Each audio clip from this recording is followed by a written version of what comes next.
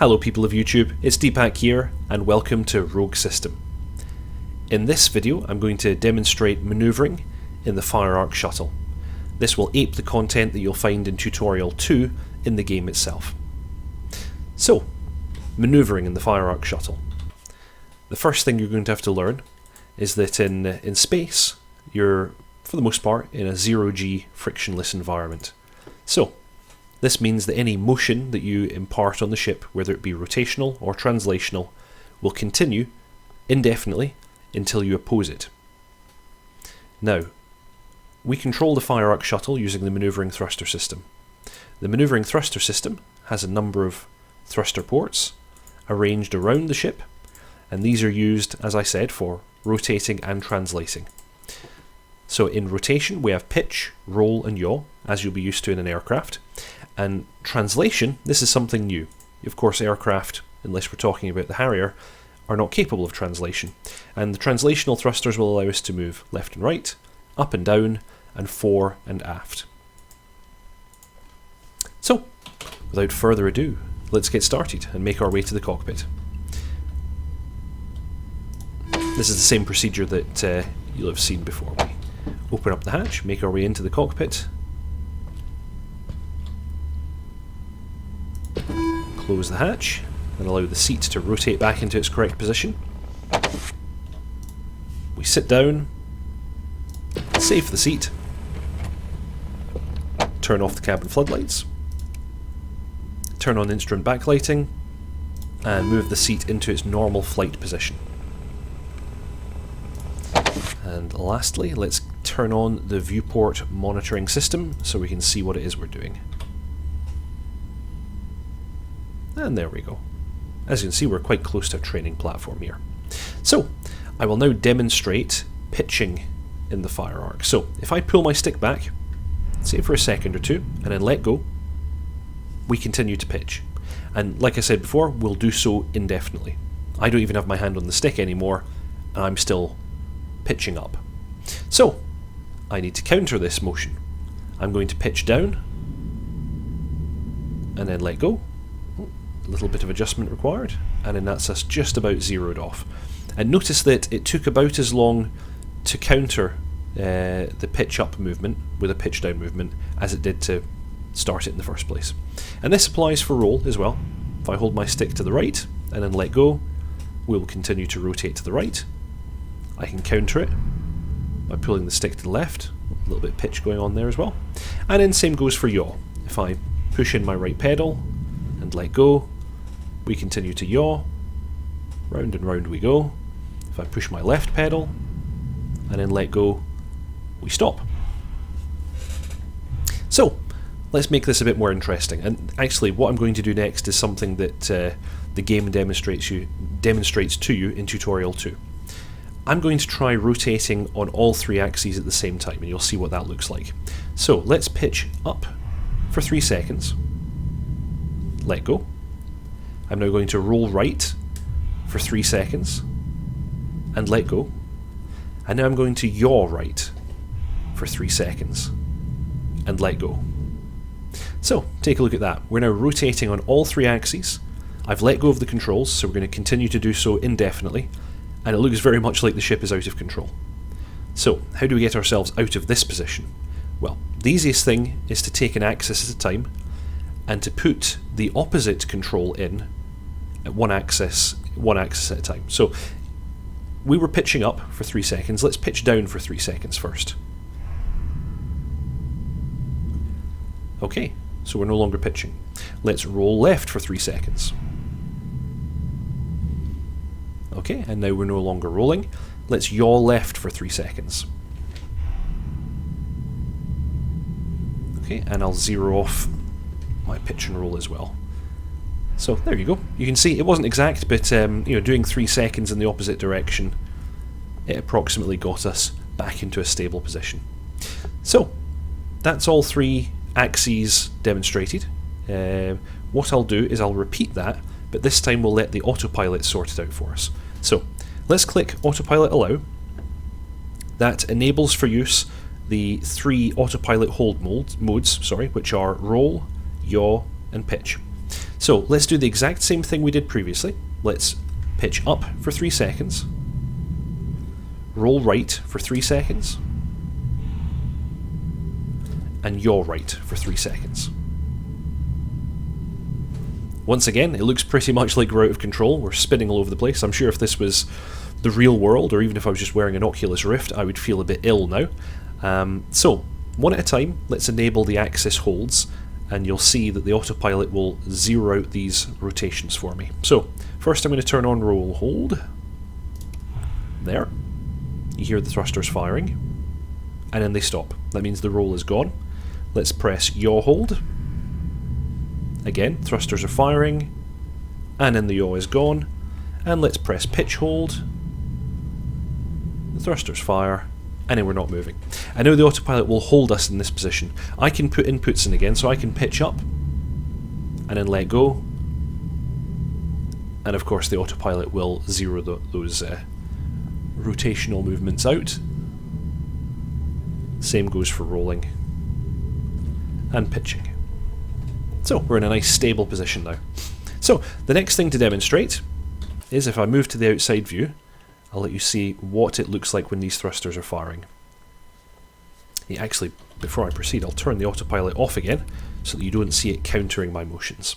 So if we move it to side view and I pitch up, you'll see that thrusters are firing on either end of the ship in order to rotate me in pitch.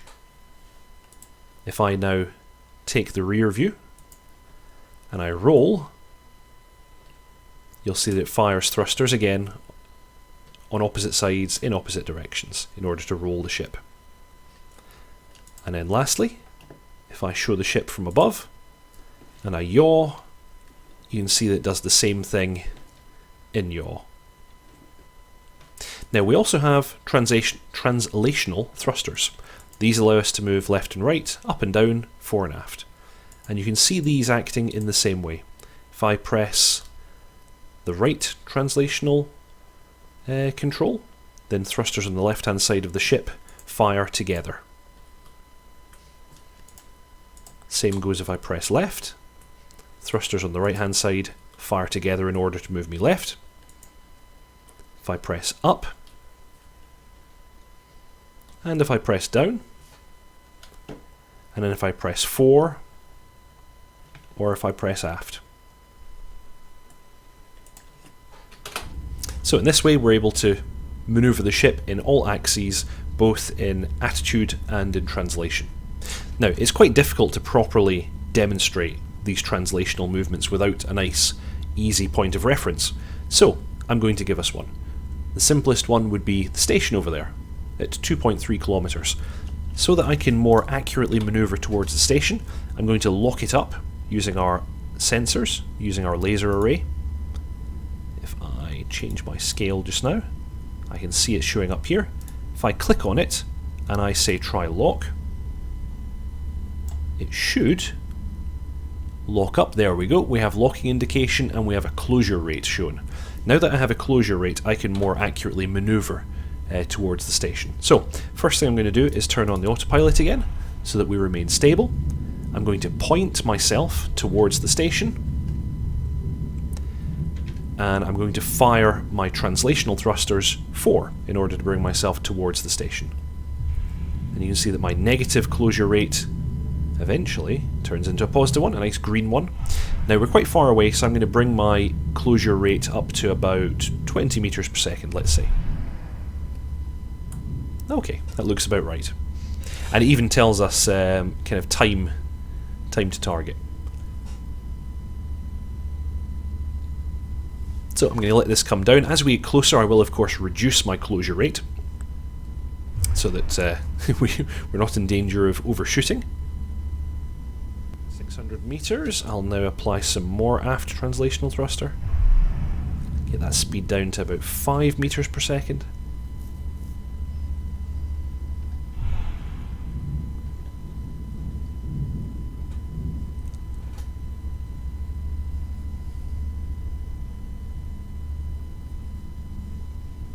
That's this within 500 meters now.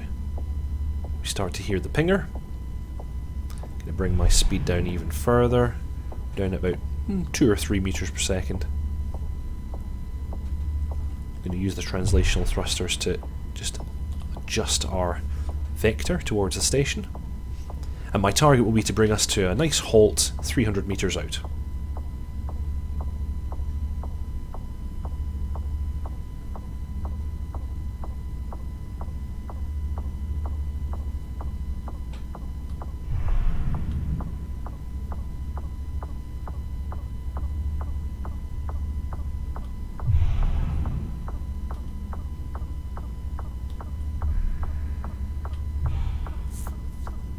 Okay, getting closer.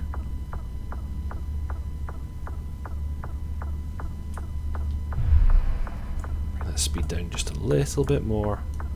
About 2 meters per second now.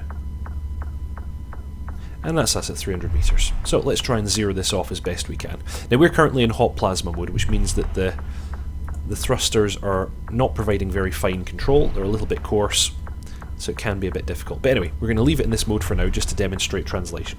So that's us. As best as we can, we're hanging about 300 meters away from the station. So I'm going to fire the right translational thrusters and watch what happens. The station moves to the left. I'm now going to fire the left translational thruster, and you'll find that the station moves to the right. If I then fire it right again just a little bit, we should be able to zero off that motion. And I'll demonstrate the same with translational thruster up. You'll see the station moves down. Translational thruster down causes the station to move up in my field of view. I'm going to fire it up again just a little bit to try and zero off that motion. So, as you can see, those motions were quite coarse, quite, not very granular. So, we have a couple of other modes that the manoeuvring thruster system can operate in order to make those controls a little finer, a little bit more precise. Now the first thing we can do is we can go from hot plasma mode to cold plasma mode. So if I turn off the ICH cyclotron, the plasma will no longer be superheated. Although it is still plasma, so it's still rather hot. This will give us slightly finer control. So if I now pitch down, you'll see that I still rotate quite quickly, but not quite as quick as I did in hot plasma mode. And similarly, if I use my fore and aft thrusters, I should be able to get my closure rate a little bit closer to zero, although it's still quite coarse control. There you go, I'm pretty close. I'm at 0.01 meters per second now. So that's pretty good. That can be used for approaching a target in a more kind of precise way. We then have cold gas mode. Now if I press the cold gas override, oops, there we go, what that will do is that will disable plasma production entirely, and it will actually just vent argon, just normal argon gas out of the thrusters. That gives me very fine control in pitch, in roll, you can see actually that I'm barely moving there, and in translation. So if I use my fore thruster now that I'm in cold gas mode, I can get very fine control of my closure rate. There we go, you see I've basically got it right down at zero, and I'm pointing pretty close to dead on to the station now, using this mode. So this is a very useful mode, obviously for approaching structures and making very careful adjustments. We do have a final mode in that we can turn off the fuel injector. That will make cold gas mode even more accurate and give us even finer control, but we're not going to use that right now. I just noticed my roll hold was turned off. There we go, that's why we're rolling. So anyway, I'm going to actually turn back on plasma production, and I'm going to turn back on hot plasma mode. So this is back to the way we were when we started. So the next thing we're going to do is we're going to demonstrate the use of the booster. Now you'll see here on the MTS control panel we have a variety of different modes. We have RCS only, which is what we're in just now. In RCS only mode we can only fire the thrusters in order to change our attitude or to translate the ship. If we switch into the next mode, which is booster enable, and if I switch to the outside view, you'll see that we have this large module on the rear of the ship. Now that's called the booster. We can actually divert some of the plasma which would normally be ejected out of these nozzles through this large nozzle in the rear, and that's used to thrust the ship forwards. Now this booster module also has a sort of reverse thrust mode. It's called the boost deflector. It allows us to change the electromagnetic field that the booster uses in order to eject plasma forwards through these little vents that you can see here. And that will actually allow us to change the ship's rate of closure, or accelerate it backwards without having to turn the ship around. Traditionally what you'd have to do is thrust the ship forwards, achieve a certain rate of closure, turn the whole ship around, fire the engine again to arrest that rate of closure. With this type of system, we can actually keep our nose pointing where we want to go and use the boost deflector to slow our rate of closure. So let's demonstrate that now. I'm going to roll over so that we get a nice view of the station as we pass it, and I'm then going to fire. Oops, I over-rotated. See, this is the danger. You have to realise that even with the autopilot, however much rotation you put in, it has to counter it. So anyway, we're going to point just below the station, and we're going to do a 100% burn using the booster. Now, before I do that, one thing to note is that we have orbital data here. We're currently in orbit around this moon, and the orbital data screen will show us our current altitude above the moon, our apoapsis, which is the highest point of our orbit, and our periapsis, which is our lowest point of orbit. It's going to show us our orbital velocity and our current zenith angle. The zenith angle is the angle of your orbit. You normally want that to be about 90 degrees for a stable orbit. People who are familiar with Kerbal Space Program will eat all of this up and be very familiar with these bits of information.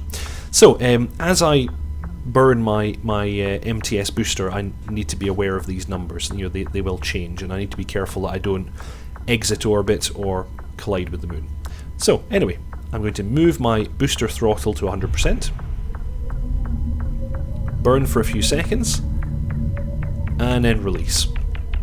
And you'll see that our closure rate changes quite rapidly. The station's already gone from view, and we've already changed our orbit. You can see that our apoapsis has raised a little bit, and our periapsis has dropped a little. So what I'm going to do now is, if I click Boost Deflector Enable, turns amber for a moment, then turns green, and I get a warning light on my warning panel here saying that the deflector is enabled. That's just to remind us. I'm going to switch to the outside view. I'm just going to demonstrate the boost deflector being used. There we go. And that's me disabling it again. Now if I go back inside, I'm going to fire a little bit longer, because what I want to do is I want to get my apoapsis and my periapsis back to being very similar numbers, and that's about there, just about. And I'll now turn off my boost deflector. Okay, I'm just going to turn the ship around so I can see the station again. There we go, and you can see that we're closing on the station again. So I'm going to jump to the outside view again. I'm just going to do a very short burn on the booster so that you get a feeling for what that looks like, and then cut throttle. And again, you can see our rate of closure is quite impressive at this stage, and we're going to whiz past this station within moments. Once we pass, I'm going to demonstrate some of the other modes of the maneuvering thruster system. And there we go, just passing underneath.